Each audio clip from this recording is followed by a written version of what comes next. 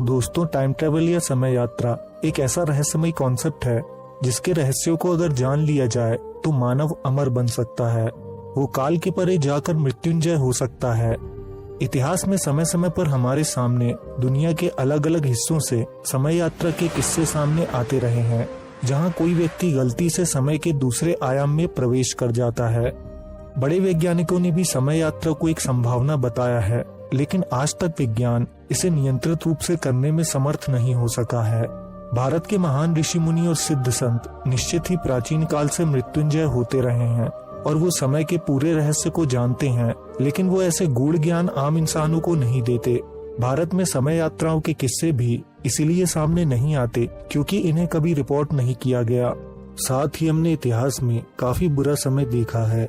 अंग्रेजों की गुलामी के बाद हमारे देश का सबसे बड़ा हिस्सा गरीबी की मार झेलता आया है और हाल ही में ज्यादातर लोग इंटरनेट से कनेक्ट हुए हैं। ये लोग अपने साथ घटी घटनाओं को एक दूसरे के साथ वर्बली शेयर तो करते आए हैं, लेकिन इंटरनेट पर आज भी हमें भारत में मौजूद रहस्यों के नाम पर कुछ ही जानकारियाँ मिलती हैं। आज के एपिसोड में हम हिंदू धर्म ग्रंथों में मौजूद समय यात्रा के कुछ किस्सों के साथ साथ नैनीताल में हुई समय यात्रा की एक घटना पर नजर डालेंगे, तो एपिसोड को अंत तक जरूर देखिएगा। दोस्तों, हमारे वेद पुराणों और ग्रंथों में कहीं कहीं ऐसे किस्से मिलते हैं जहां समय यात्रा का वर्णन है।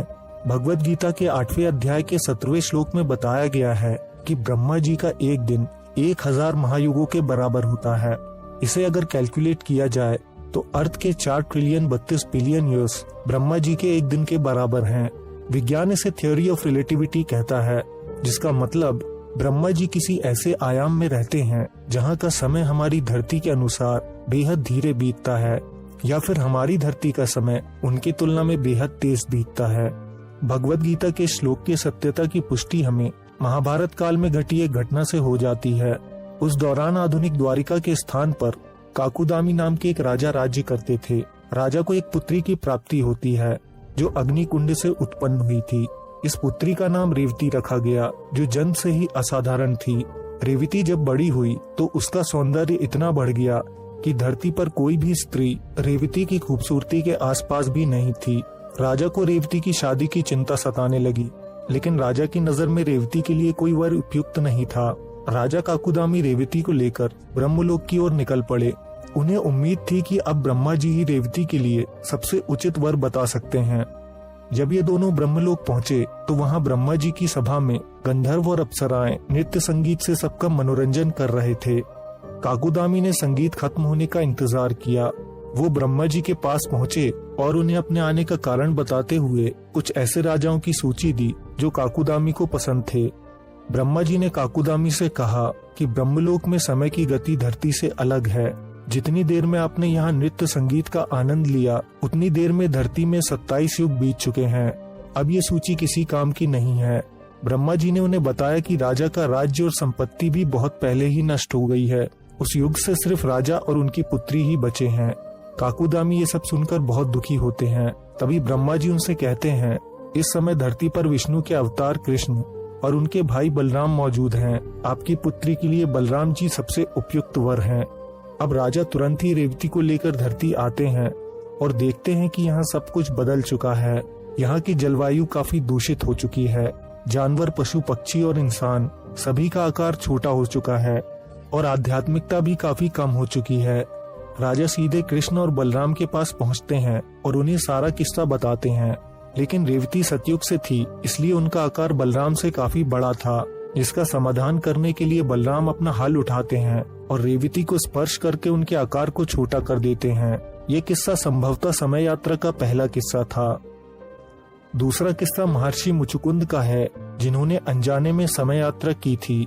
राजा मुचुकुंद आध्यात्मिक रूप से उन्नत और पराक्रम में अपार शक्तिशाली थे।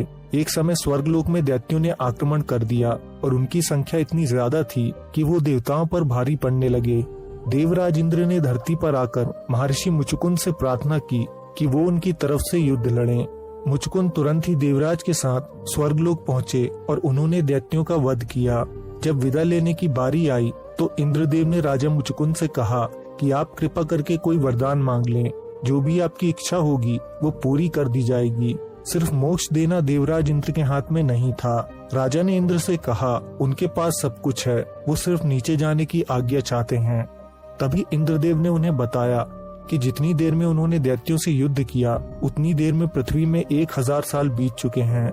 मुचुकुंद को सदमा लगता है और वो देवराज से कहते हैं अब मेरा धरती पर कोई नहीं है तो किसके लिए वर मांगूं?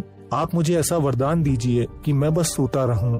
इंद्रदेव ने उन्हें वरदान दिया कि मुचुकुंद हमेशा सोते रहेंगे। जब भी कोई उनकी नींद तोड़ने की कोशिश करेगा वो जलकर भस्म हो जाएगा।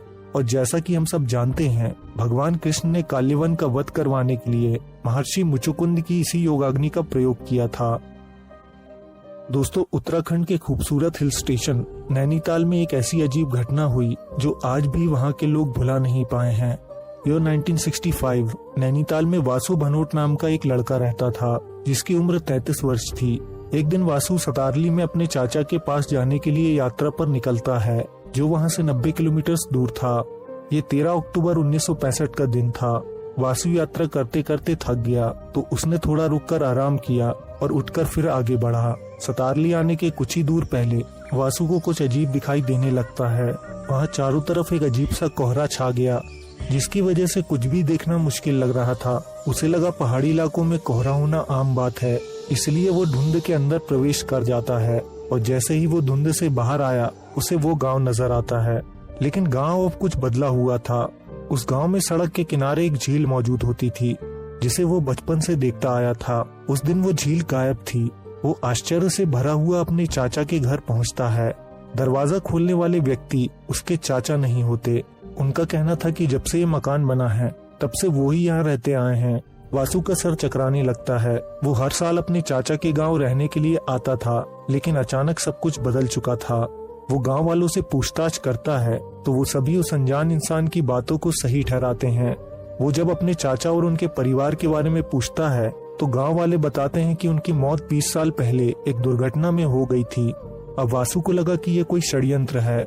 वो तुरंत वापस नैनीताल जाकर अपने पिता और पुलिस के साथ वापस आता है, लेकिन सब कुछ सामान्य हो चुका था। सड़क के किनारे वो झील मौजूद थी और उसके चाचा का परिवार भी उसी जगह पर रहता था। गांव वालों को लगा कि वासु ने अपना मानसिक संतुलन खो दिया है, लेकिन वासु जानता था कि वो गलती से 20 साल भविष्य में यात्रा करके वापस लौट आया है। आज के एपिसोड में बस इतना ही। अगर एपिसोड पसंद आया हो तो लाइक करें, कमेंट में अपनी राय दें। अगर आपने भारत में किसी समय यात्रा की घटना के बारे में सुना हो तो हमारे साथ शेयर जरूर करें। अगर आप नए हैं तो हमारे चैनल को सब्सक्राइब करके बेल आइकन दबा सकते हैं। हम जल्द आपसे एक नए एपिसोड के साथ मिलेंगे। धन्यवाद।